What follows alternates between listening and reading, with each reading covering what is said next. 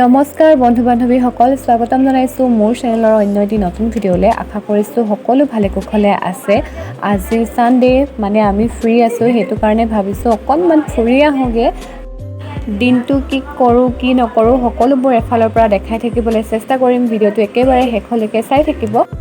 গুৱাহাটীত প্ৰথমবাৰ টমটমত উঠিছোঁ, এইটো এটা নতুন অভিজ্ঞতা, ভাল লাগিছে দেই।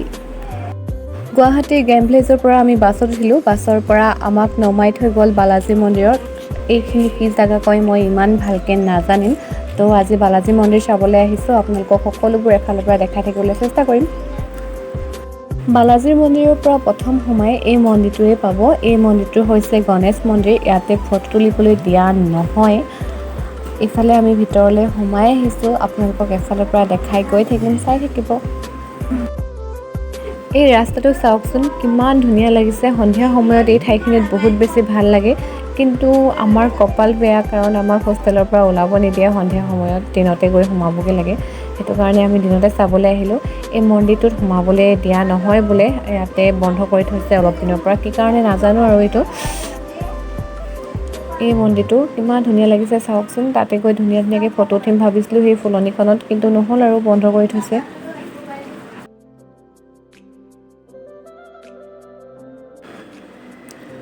ঠাইখিনি বহুত বেছি আহল বহল। ইয়াতে গাড়ী পাৰ্কিঙৰ কাৰণে ধুনীয়া সুবিধা কৰি দিছে। গৰম কাৰণে গছৰ তলত মানুহবিলাকে অকণমান জিৰণি লৈছে। এজোপা বকুল গছ, কিমান ধুনীয়াকৈ নাম লিখি দিছে চাওকচোন। ইয়াতে আমি বকুলৰ তলত অলপ সময় ৰৈ এতিয়া মন্দিৰৰ ভিতৰলৈ যাম। আপোনালোকক যিমানখিনি পাৰোঁ দেখাবলৈ চেষ্টা কৰিম, কিন্তু ইয়াতে ভিতৰত মোবাইল এলাও নাই।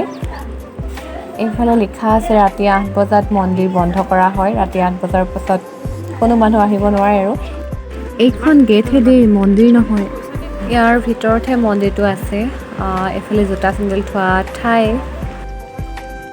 এয়া গেটেৰে আমি সোমাই আহিছোঁ, কিন্তু মোবাইল এলাও নাই।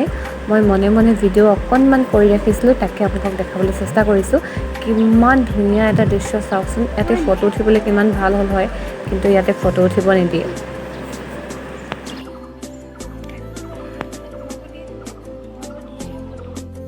বাহিৰৰ পৰা এয়া বালাজীৰ মন্দিৰৰ দৃশ্য, কিমান ধুনীয়া পৰিৱেশটো চাওকচোন।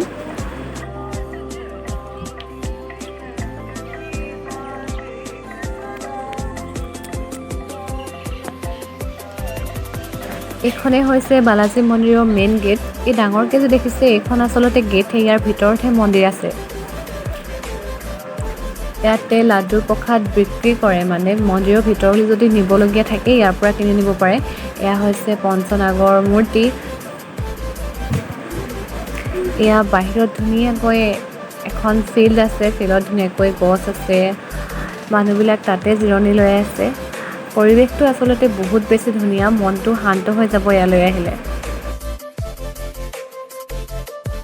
বালাজী মন্দিৰৰ ভিতৰ বাহিৰ ইমানখিনি আছিল দেখাবলগীয়া।